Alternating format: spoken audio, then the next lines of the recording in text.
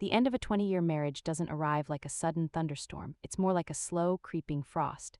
You don't notice it at first, just a slight chill in the air, a certain brittleness to the leaves that were once so vibrant. For me, the frost began to set in about a year ago. My husband, a man whose every laugh line and silvering temple I felt I had personally etched through years of shared joys and sorrows, started to change. It began subtly. He joined a high-end gym, swapping his comfortable weekend sweatpants for designer athletic wear. He started paying an almost obsessive amount of attention to his grooming, spending more time in front of the bathroom mirror than I did.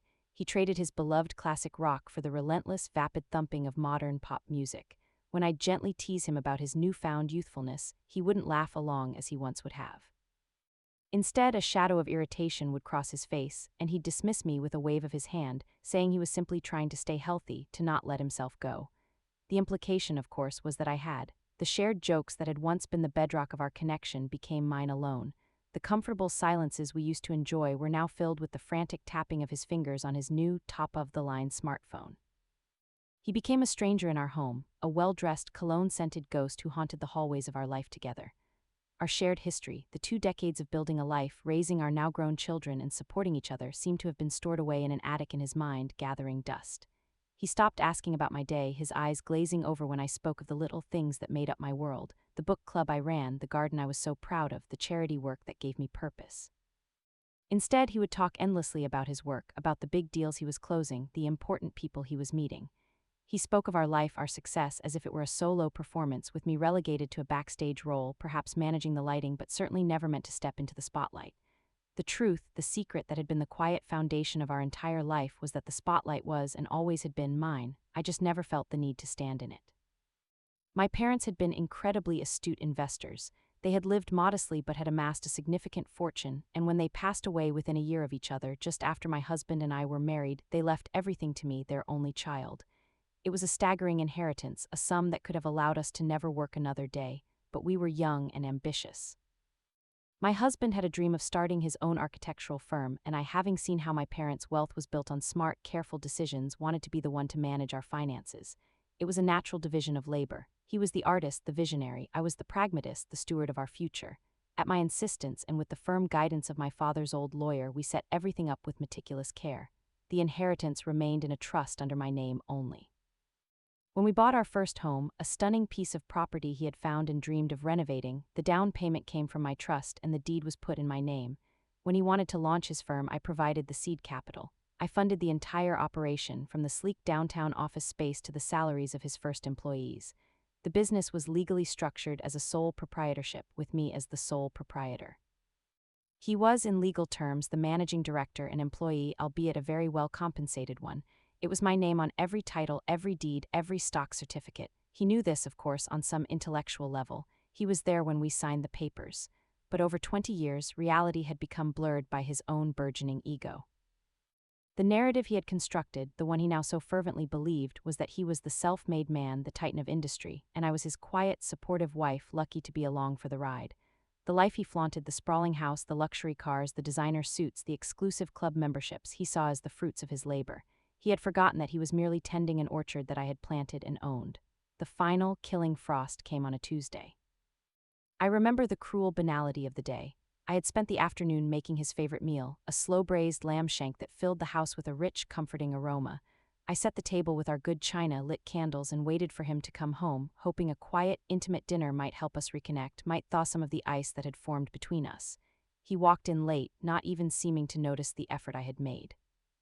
He tossed his keys into the ceramic bowl by the door, the clatter echoing in the sudden silence. He didn't look at me. He looked past me, his jaw set, his eyes cold and distant. "We need to talk," he said, the 4 words that so often signal the end of the world. He led me into the living room, the grand, cathedral-ceilinged space that he had designed and I had paid for. He stood by the massive stone fireplace, a pose he often struck like the lord of the manor. "This isn't working anymore," he began, the words rehearsed, sterile. "I'm not happy. I haven't been happy for a long time."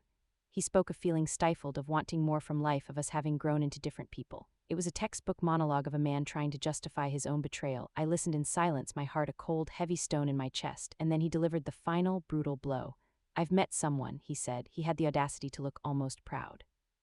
"Her name is Tiffany. She's vibrant. She understands me, the pressures I'm under."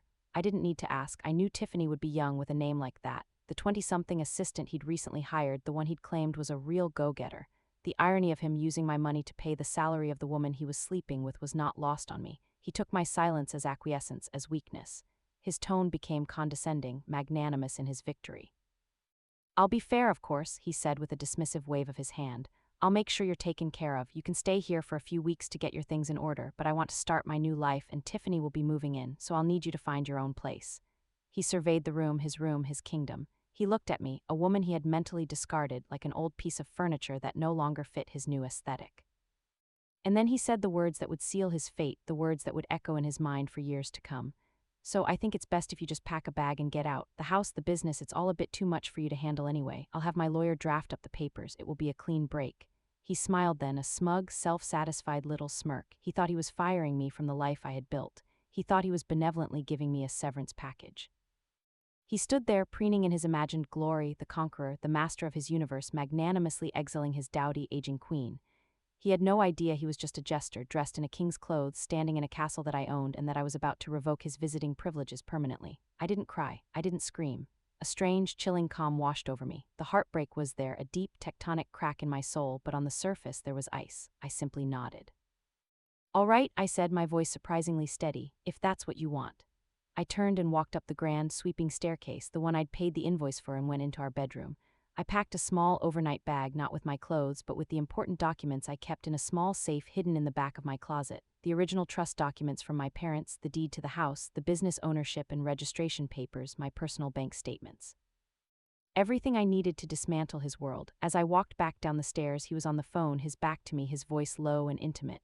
"It's done," he was saying. "Yeah, she took it surprisingly well. No, she'll be gone soon, and then it's all ours, baby." He turned and saw me, a flicker of annoyance in his eyes that I was still there. "I'll call you back," he murmured and hung up. He looked at my small bag. "Good," he said, his voice brisk, all business. "Don't make this any more difficult than it has to be."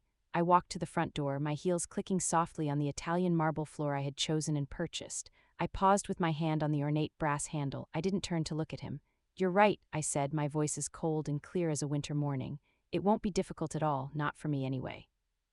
And I walked out, closing the door softly behind me, leaving him in what he thought was his house, his kingdom, completely oblivious to the fact that I was on my way to serve him the eviction notice. The rain was over. He just didn't know it yet.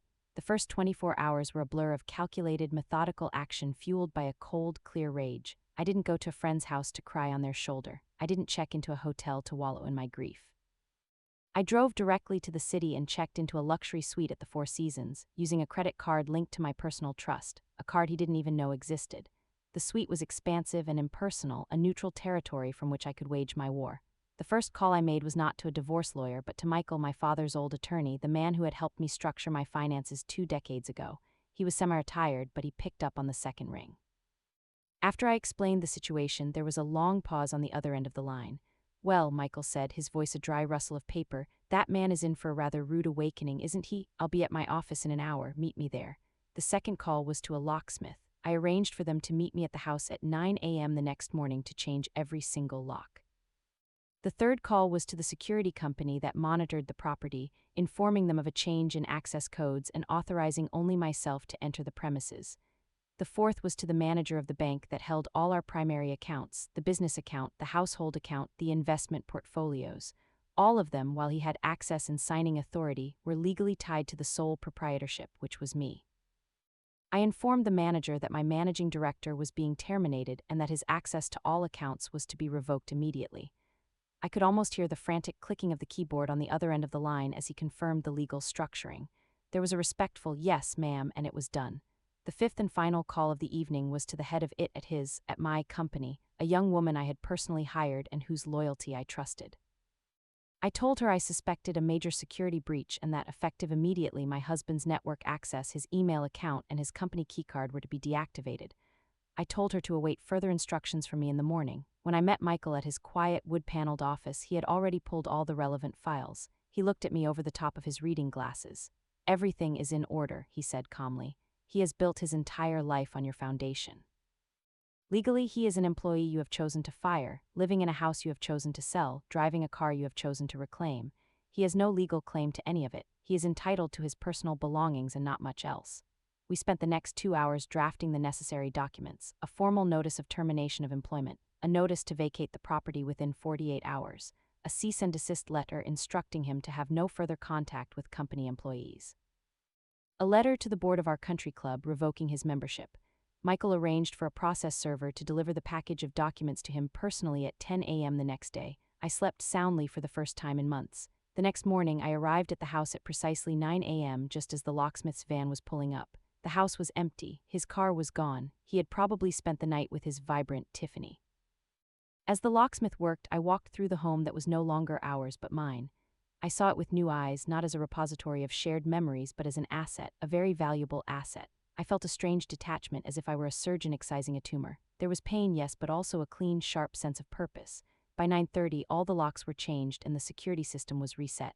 I sat in the vast, silent living room, a cup of tea in my hand, and waited. At 10:15, my phone rang. It was him. The fury in his voice was so potent it practically vibrated through the phone. "What is this? What the hell is this?" he roared. "I can't get into my bank accounts. My keycard doesn't work. What have you done?" "I've secured my assets," I replied, my voice a placid lake of calm. "You told me to get out, so I did. I've just taken my things with me." "Your things?" he shrieked, his voice cracking with disbelief. "The business is my thing. The house is my thing." "I built all of this, did you?" I asked softly.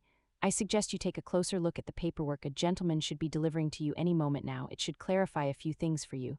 There was a pause, and in the background I could hear a muffled voice. The process server had arrived. I heard the rustling of paper, then a long, deathly silence. I could picture him perfectly, standing in the lobby of the office building that bore his name but belonged to me, his face draining of color, his smug confidence collapsing like a building in a controlled demolition. When he spoke again, his voice was a strangled whisper. "This is a joke. This is some kind of sick joke. I assure you I'm not laughing," I said. "You have 48 hours to remove your personal items from my house. After that, anything left will be considered abandoned property and disposed of. You are no longer an employee of my company, so I'd appreciate it if you'd vacate the premises immediately. Security will be there shortly to escort you out." "You can't do this," he stammered, the panic rising in his voice. "You can't just take everything." "I'm not taking anything," I corrected him gently. "I'm simply keeping what has always been mine. You were the one who wanted a clean break, remember? This is as clean as it gets. You have your personal clothes in your car." "Oh, wait. The car is a company car, registered to the business. I'll need the keys to that back as well. You can leave them on the desk with security. Have a nice life."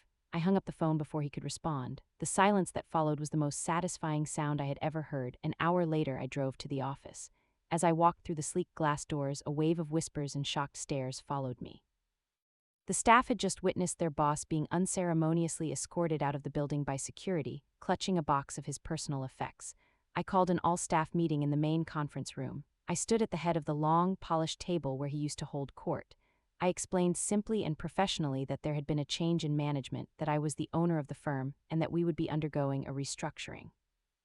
I assured them that their jobs were safe and that the company's future was secure. I was calm, confident, and in control. I was everything he thought he was. Later that afternoon, from the corner office that was now mine, I watched as a moving van pulled up to the house. I watched on the security cameras I had just accessed on my new desktop computer. I saw him and the young, blonde Tiffany, her face a mask of confusion and horror, hastily loading boxes of his clothes, his golf clubs, his personal junk into the van. They looked small and pathetic, ants scurrying about after their hill had been kicked over.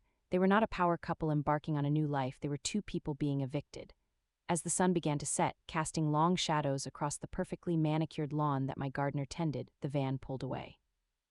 He stood on the curb for a long moment, looking at the house he had told me to leave just 24 hours earlier. He looked like a man who had just woken up from a 20-year dream to find that it was all an illusion. He had thrown me out, but in doing so, he had thrown himself out of a life of unimaginable privilege. He hadn't just lost a wife, he had lost everything, and this was only the beginning.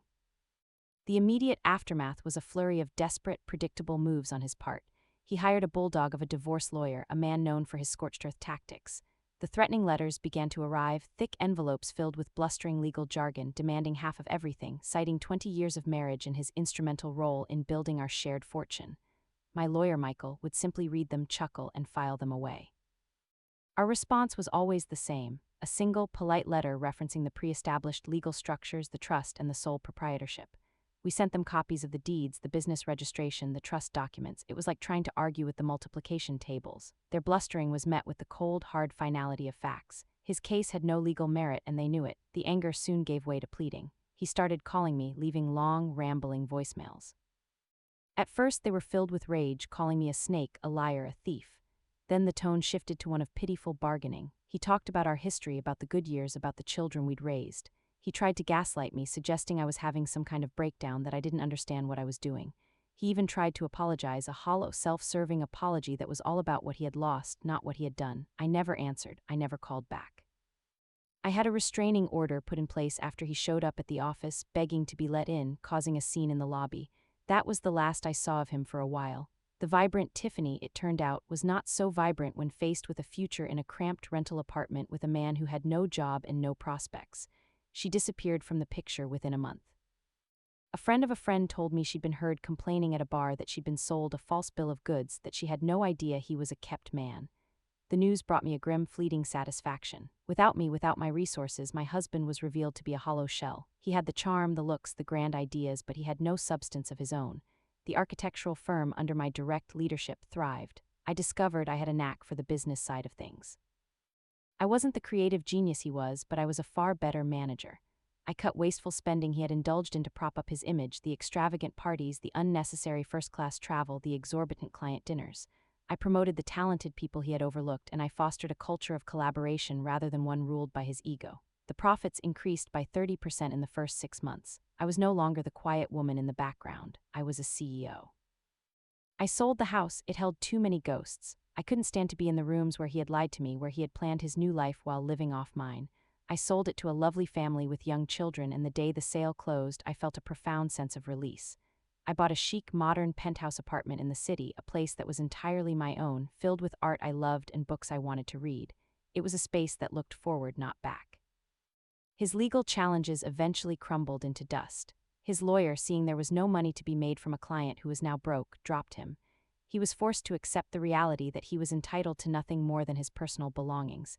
He had walked out of a 20-year marriage with a few boxes of clothes and a mountain of debt he'd accrued on personal credit cards, trying to maintain an image he could no longer afford. The final time I heard his voice was nearly a year after that fateful night. He called me from a blocked number, somehow getting through my new assistant. His voice was almost unrecognizable. The arrogant boom was gone, replaced by a thin, reedy tone. He told me he was working as a draftsman for a large corporate firm, the kind of soul-crushing job he had always mocked. He said he was living in a small apartment above a laundromat. He asked me, his voice cracking, if I could find it in my heart to help him, just a little, for old time's sake. For a moment I felt a flicker of the old affection, a pang of pity for the man he had become. But then I remembered his smug smirk as he told me to get out of my own house. I remembered the condescending tone he used as he explained how he would take care of me. I remembered the casual cruelty with which he had discarded our 2 decades together. "You were right," I said, my voice calm and even. "It was time for a clean break, and this is it. Please don't call me again." I hung up and felt nothing but peace. I had not set out to destroy him. I had only set out to protect myself. His destruction was entirely his own creation. He had built his kingdom on my land, and when he tried to banish the landowner, he was surprised to find himself homeless. My life now is quiet, full, and entirely my own. I travel, I run my company, I spend time with my children who, after the initial shock, came to understand and support my decisions. Sometimes, when I'm sitting on the balcony of my penthouse looking out over the glittering city lights, I think about him. I don't feel anger anymore or even sadness. I just feel a sense of profound and utter liberation. He thought he was replacing me with a younger, more vibrant model. He didn't realize that I was not a component in his life that could be swapped out. I was the engine, the fuel, the entire damn machine. He just a passenger who got kicked off for bad behavior. Thanks listening this story. Now I want to hear your thoughts in the comments. Your experience might be exactly what someone else needs to hear right now. Share this story with your friends and don't forget to leave a like and subscribe to Revenge Laura for more episodes.